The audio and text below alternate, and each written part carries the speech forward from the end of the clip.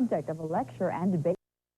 David Johnson was there, and he is live now in our newsroom with the story. David. That's right, Nessa. The date was January 31st, 1956. A B-25 Mitchell bomber loses its engines and crashes into the murky Mon River at Homestead. 4 men survived, 2 died that day. Those are the facts. The rest is the stuff of mystery and legend. It's our Loch Ness Monster. Like the fabled creature that's rumored to patrol a Scottish lake, the B-25 holds a special place in Pittsburgh lore. There have been reenactments like this one by Pittsburgh filmmaker Ray Duquesne, tracing the plane's final moments. But the questions remain. Is the aircraft still at the bottom of the Mon? Was it pulled out under the cover of darkness by the U.S. military? What was on board? Who was on board? Ray Duquesne has heard them all. The more outrageous ones would be Las Vegas showgirls, UFOs, mafia money. Then you have the more serious ones, such as nuclear components, nerve gas, biological warfare agents. Duquesne hosted a lecture on the matter tonight in Oakland, complete with old footage of survivors right after the crash. Former radio talk show host Perry Marshall remembers a call he got in 1976 from a trucker who says he was told to keep quiet 20 years earlier. Me and 2 other truck drivers were called down to haul flatbed trucks away from the river. He said, and out of the river, they picked up that B-25 in 3 pieces. Loaded them on our flatbed trucks, and we were told to drive them to Oakdale, where the following morning, Pittsburgh's first Nike missile site was about to open, so I guess it was the highest security place that they could find. Perry thinks the mystery cargo was human. I have a feeling that it was a person that they were trying to hide. Perry says possibly a nuclear scientist from Russia. Who knows? Now, as for Ray Duquesne, he's trying to make a movie about that B-25 bomber. It's called The Mystery of the Mitchell Ghost Bomber. He still needs to raise $5 million to make that film, though. Reporting live, David Johnson, Channel 11 News. Very interesting. Thank you, David. Although there were 4 survivors, no trace of the plane was ever found. At least no one has admitted to finding it. This is firefighters lose their lives. New details. Mystery on the Mon. What really happened the day the B-25 went down? Live, local, late-breaking news from Channel 11 News. Anchored by David Johnson, Peggy Finnegan, John Fedko on sports, and Dennis Bowman's Carnegie Science Center weather, plus Chopper 11. Now, Channel 11 News. It's one of the biggest puzzles in Pittsburgh history. What really happened the day a B-25 crashed into the river near Homestead? Now, 41 years later, a local group is trying to get to the bottom of this mystery on the Mon.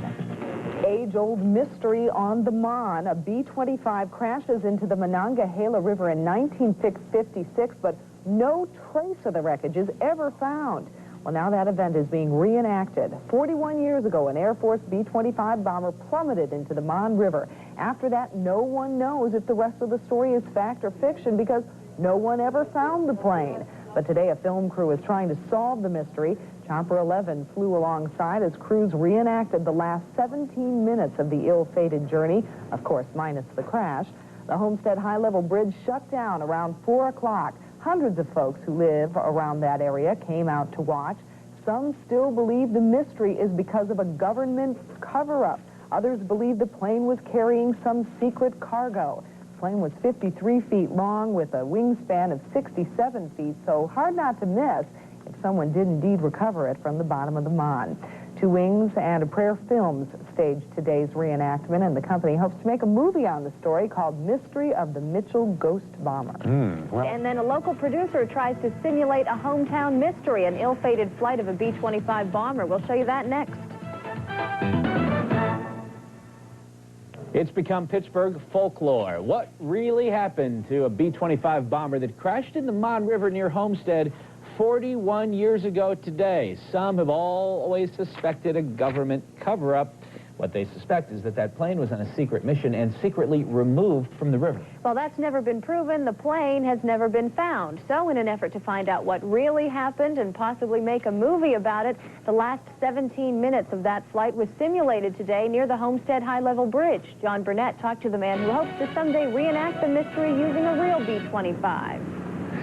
That's right, Jennifer. I certainly did, and actually we'll be hearing from Ray Duquesne, who is the producer, director, and the owner of Two Wings and a Prayer Film Company, which hopes to get a film paid for and produced later on this year that will outline that whole incident from start to finish. But what he was doing today, Ray and his compatriots and a couple of pilots were staging an event, if you will, sort of a dry run test to see what would be involved in recreating that historic flight. Now, we were there, and we can take you back about an hour and show you what was happening on the Homestead High-Level Bridge at about 4:20. That was approximately 10 minutes after the actual incident happened on this date back in 1956. The bridge was shut down temporarily. People were packing the bridge, waiting for the big moment. They didn't know, though, that a B-25 was not being used. It was more like a twin-engine Cessna. But again, this was only a dry run, and Ray had told me prior to the event that he would not be using a B-25 today. Later in the year, when he hopes to film this, the Confederate will supply him with one, and things obviously will be much more authentic. The FAA limited Ray to a floor of 500 feet today. That's as low as he could fly. And some people were impressed with the event, and some weren't. Listen up. Did I miss something? I mean, I brought the kids down here for a history lesson. And what did you get? I saw a plane going over, but nothing else. We didn't see much of anything. They said he was going to fly a lot lower than he did, and he really didn't. That was pretty cool. I liked it a lot. Oh, you thought it was cool. You liked it? Yeah. Well, what did you like about it? The plane, seeing the plane come over the bridge and stuff. How about the fact that traffic was stopped on the Homestead High Level? That was pretty impressive. That part. That was pretty cool. That's right. That makes history itself. If a plane flies over and they can stop traffic, I think that's great. It was pretty great, and it was rather amazing when traffic was stopped from end to end of that bridge that you see behind me, and now, of course, it's backed up, completely packed with rush hour traffic. A little bit later on, Ken and Jennifer, in fact, next hour, will be talking to Ray and find out more about his plans for this big production, the recreation of the flight, or the crash, rather, of the B-25 bomber. In addition, we'll have a little history for you. Take you back about 13 years to a piece that I took part in for Evening Magazine. And boy, did I look younger then when we did this same story. This is one that keeps coming around, as you know full well. This is an interesting idea, though. Thanks, John. You bet. Well, trying to solve a hometown mystery. Coming up next, why experts are hoping for new clues from the disappearance of a B-25 bomber in one of the three rivers. Our hometown's history, the story about a B-25 bomber that mysteriously disappeared 41 years ago today. The bomber supposedly crashed into the Mon River near Homestead, but it has never been found. Well, today, the last 17 minutes of that flight was reenacted. John Burnett was there, and he is live now with the details. John? Hey, Stacy, I am in one of my favorite places in all of Pittsburgh. This is Kyoto's Bar, Kyoto's Tavern here in Homestead, just on this end of the Homestead High-Level Bridge, the bridge that supposedly the B-25 crossed over and went right into the Mon River back in 1956, as you said, on this date 41 years ago. Now, earlier today, I had a chance to talk with a man who is hoping to become the producer-director of a new film about that episode. His name is Ray Duquesne, and I talked specifically with Ray about what he hoped to accomplish today. We are going to depend on the Air Force's version. We're going to fly the Air Force's summary of circumstances version and the old CAA transcripts. We're going to go up to Butler, and we're going to recreate the last 70 miles of this bomber, and we're going to fly at the speed that the Air Force says and at the exact points in which they passed.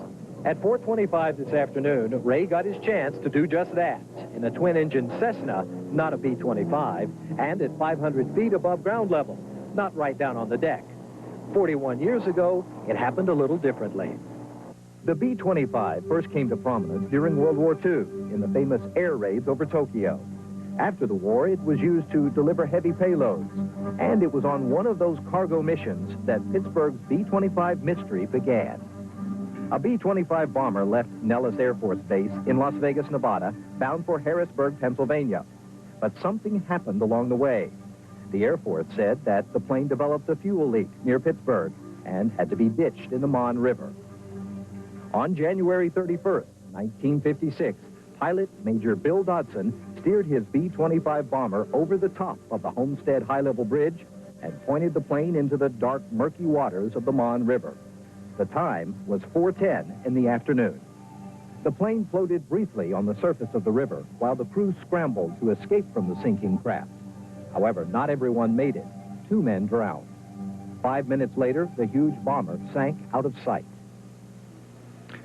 Of course, the Air Force officially still claims that that bomber is on the bottom of the Mon River or has broken into several pieces and separated and flowed downriver with the current. There are many people who believe that the bomber was brought up immediately after the crash, that there was a very important top-secret payload on board, possibly an atomic bomb, possibly nerve gas. So the truth may never be known, but if Ray Duquesne has his way, he will find out and find his way to the bottom of the mystery, and it's a mystery that has been going on for 41 years. Now, the most famous mystery here in Homestead, and possibly all of the Mon Valley, is what you're looking at right here. This is, of course, Ray Chiodo's famous mystery sandwich, and with me right now, none other than Ray. And Ray, I don't have much time, but I just got to say, it's always a pleasure to see you. Nice to see you, John. And I said this is my favorite place in Pittsburgh because it's one of the first places I ever came when I got to Pittsburgh. Thank you. And this is your 50th year. 50th year this year, and I hope you never leave Pittsburgh. God bless you, and I plan on staying as long as you do. We love you here. Thank you. Thank you so much, Ray Chiodo. And now, let's head back to the studio. And I'm going to be out here for a while, guys. You're welcome to come join us after the newscast. We might have to and take in one of those mystery sandwiches. Or two. Or two. All right. Thanks, John. In time to try to solve the mystery in the Mon, commemorating the crash of the B-25, coming up. Channel 4 Action News at 6 is everywhere. Live with Sally Wiggins, Andy Pearson, Weather Watch with Chief Meteorologist Joe DiNardo, and Action Sports with Andrew Skokie. Action News continues. It was 41 years ago today, a B-25 plane crashed and mysteriously disappeared in the Mon River. Tonight, a flyover memorial. Our Baron James is live in Homestead for the Crash Anniversary Memorial. Baron, what was the purpose of the flyover? Well, Sally, I can tell you that, of course, some people believe that that plane was on a secret governmental mission and that when it went down, the government secretly removed it from the IC Mon, and others don't believe the story at all.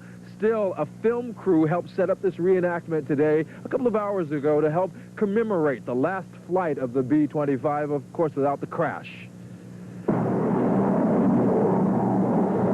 Flight time, 1609 hours and counting. Backward for this Aero Commander 680 reenactment plane. Back in time 41 years ago to 4:09 p.m., January 31st, 1956. Crash time, the mystery moment, the day an Air Force B-25 bomber plunged into an icy Monongahela River near the Homestead High-Level Bridge. They ran into problems, and they started Mayday and tried to get into the county airport and fell short and headed for the water. Former Pittsburgh Post-Gazette reporter Regis Bourbonus Sr. saw the survivors that ill-fated night, perched on parts of the plane. Reports at the time said there were 4 survivors, then 2 other people who didn't make it. But could there have been a 7th person on board? Maybe even Howard Hughes? And the guys were standing on a wing of the plane. How many guys were standing on the wing? I recall between 4 and 7. And I remember hearing we remember one to say something like a rope. And then it went in underwater. As if maybe to say, throw me a rope. Right. Over the years since the crash, the stories of just what went wrong have become just as incredible, amazing, outrageous, even funny as just what the big B-25 had on board. Anything from alien bodies to an atomic bomb. And I can tell you also that the official word, yes, that military plane did go down, and no, that B-25 has never been found or seen since 1956. In Homestead, live, I'm Baron James. Back to you. Adam Lynch told me a lot about that B-25. I'd love to hear the stories. Yeah, thanks very much, Baron. Okay. More Now, the Fox 53 10 o'clock news with John Huck and Carolyn Clifford continues. All eyes are skyward as a vintage plane tries to trace the steps of a decades-old plane crash.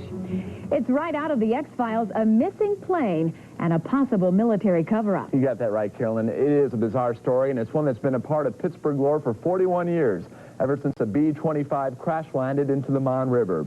Many people feel the river still holds the secret to the plane's fate, so today, an independent filmmaker bankrolled a reenactment of the B-25's final moments.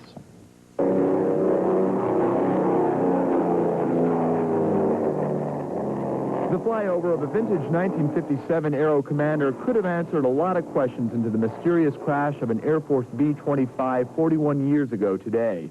Instead, it's fueling speculation into what many believe is a military cover-up. I think that the plane was carrying something that wasn't supposed to land here. When it did land here, efforts were taken to remove it from here as quickly and as quietly and efficiently as possible. And Pittsburgh filmmaker Ray Duquesne is attracting attention in Hollywood with the mystery of the Mitchell ghost bomber. The military claims its crew radioed in with a fuel leak just north of New Alexandria. The military says it turned and followed this route to land at Greater Pittsburgh Airport. But did it? Ken Furstis flew that same route today in this Aero Commander, going at the same speed of the B-25. Furstis reached the crash area, the Mon River, some 11 to 17 minutes sooner.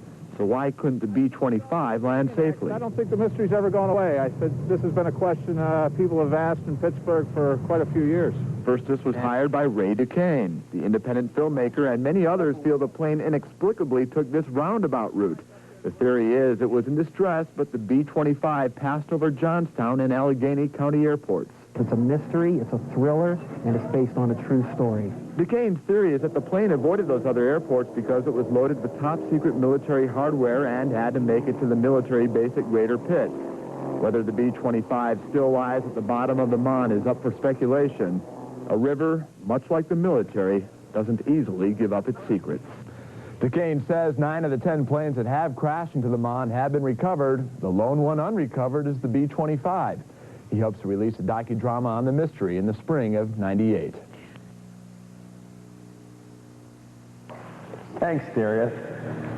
When the Ghosts of Pittsburgh returns, we take a tour of the Mon River in search of a ghost in a watery grave.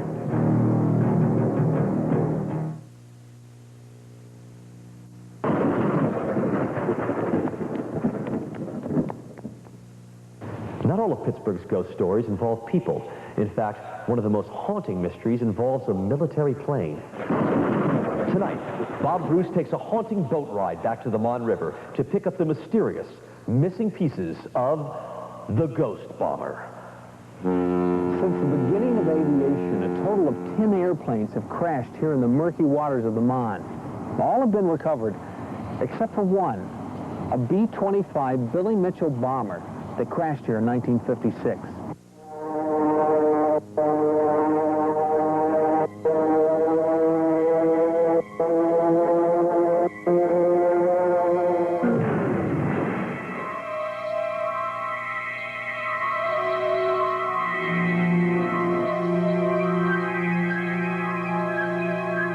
Hundreds of Pittsburghers actually saw it. Thousands more read about it.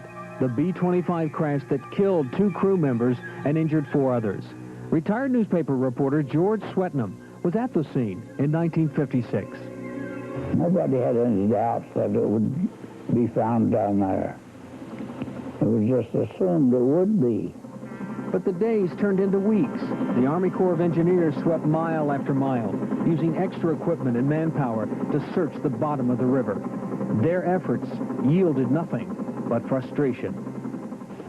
Now, how in the world could a plane that size get lost in a river that was only 15 feet deep? When Channel 11 reporter Jack Edsel investigated new leads in 1978, he found the Air Force still insisting that the plane was in the river, and the Army Corps of Engineers suggesting someone, somehow, had secretly hauled it away. Well, my honest opinion is I don't think it is. I think the plane was removed, but how, when, or where, I don't know.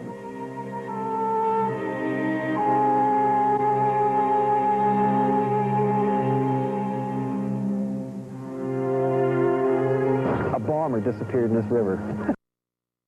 How? How can that happen? I believe it's the biggest mystery since the JFK assassination, since Amelia Earhart. It's on that level.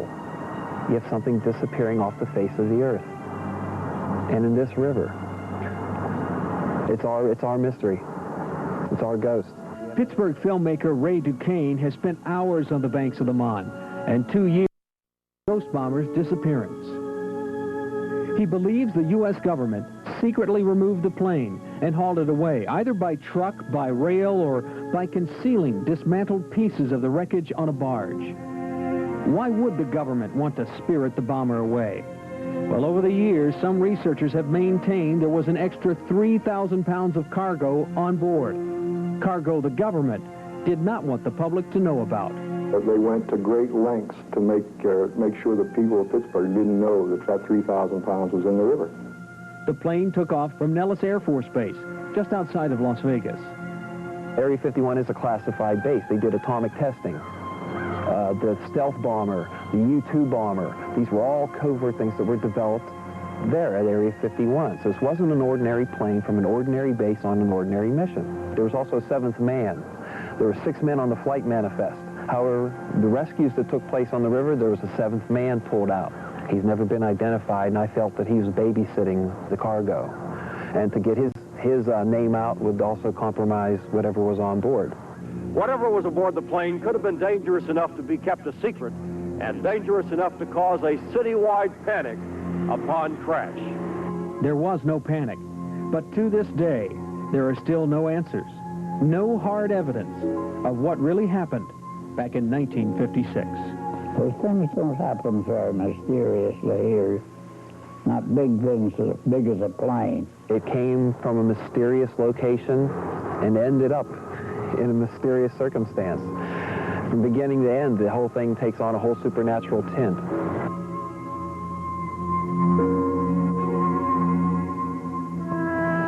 Many groups have tried to use sonar to locate the ghost bomber, but they have found no trace. Even now, 40 years after the crash, the whole story of what really happened to that B-25 refuses to surface. Thanks, Bob. You know, a lot of witnesses who saw the B-25 go down were steel workers at the Homestead Works. And over the years, the men of steel encountered a few good ghosts of their own. When we return, the one and only Chilly Billy Cardilli takes us in search of some steel mill spirits.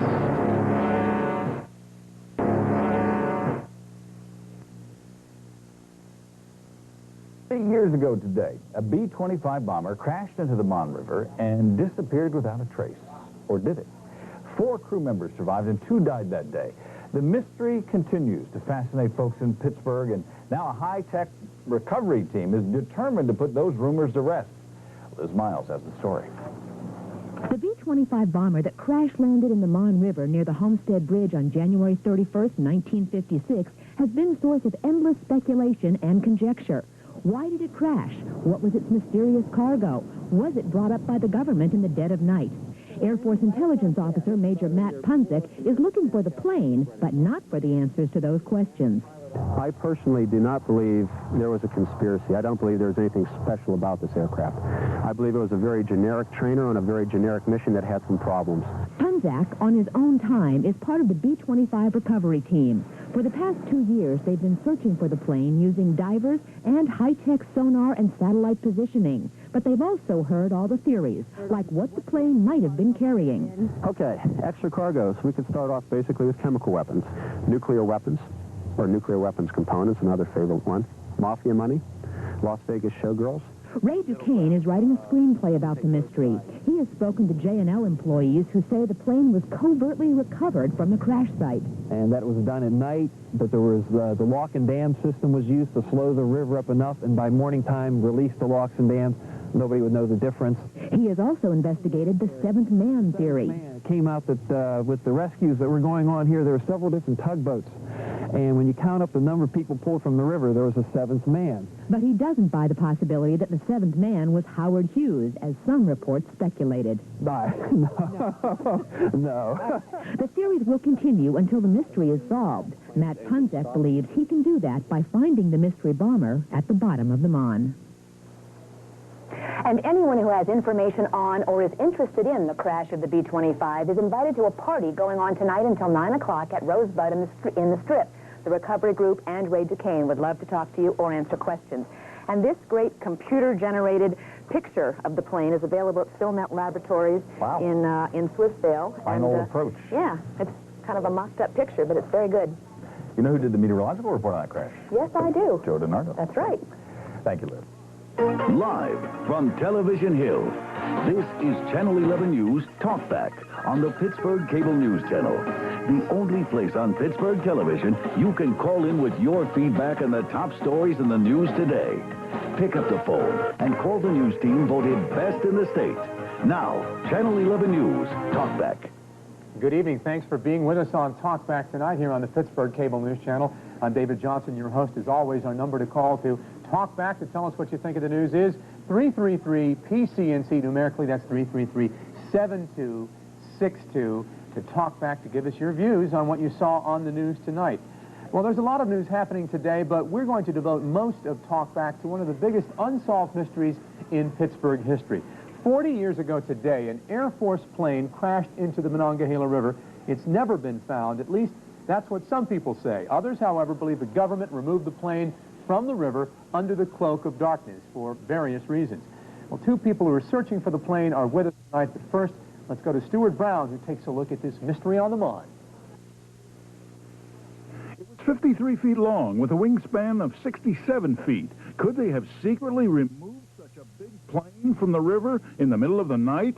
To this day, people in Homestead, where the World War II B-25 bomber crashed in 1956, believe there's a continuing government cover-up. I'm serious. The government don't want you to know something you're not going to know. In Giotto's Tavern, not far from where the plane went down, even folks who weren't born when it crashed think there's more to the story. Why would 50, 60 different guys say that they seen it leaving on beds of trailers? That's the sort of way that they couldn't find something like that then. The Air Force says the plane simply ran out of fuel and crashed on its way from Nevada to Harrisburg. 6 crew members survived, 2 were drowned.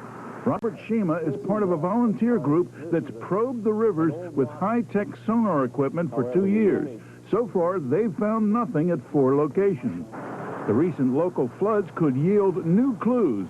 Still, there always is the chance that it was removed either that night or at some time in the future by salvagers. But bartender Barbara Fawcett isn't buying any of the theories. The plane went down. It wasn't top secret. They didn't dig the plane out at night. There was no way. And they didn't have the technology. When the weather gets warmer, the researchers plan to take their equipment out on the rivers again in hopes of finally solving the mystery of the plane that went down here 40 years ago. Stuart Brown, Channel 11 News. Although that river search has not yet found the plane, it has identified sunken barges, boat wrecks, and industrial waste. You see, I'm joined by 2 gentlemen here. And on the far end, Stephen Byers, who's a computer consultant who obviously has a lot of interest in finding this plane, if it indeed is there. And right next to me is Ray Duquesne, who's an independent filmmaker, and you plan to someday make a film about the search for the plane. Let me just take both of you here, and whoever wants to answer first, go ahead. Why go to the trouble to search for this plane? Even if it is there, we don't know that it is for a fact. But why go to the trouble? You believe it's still in the river? Yeah, I believe it's still in the river. Okay. Ray is an independent filmmaker. Obviously, there's a lot to work with for a film. This could make a great documentary or movie. Better docudrama. Okay, There's so much inherent drama in this stuff. I'm going to go with the docudrama. Okay. I'm almost forced to. And there's a market out there for this. I, as a filmmaker, will take both positions and let the audience sort for themselves. Myself, there's so much credible evidence either way, though I tend to lean towards that it's not there. Okay. Myself. Have you already shot some things? Are you on your way to making We will be. The flood and some of the catastrophe it happened made it real perilous, and it was not an option, but it's delayed us, but we will start.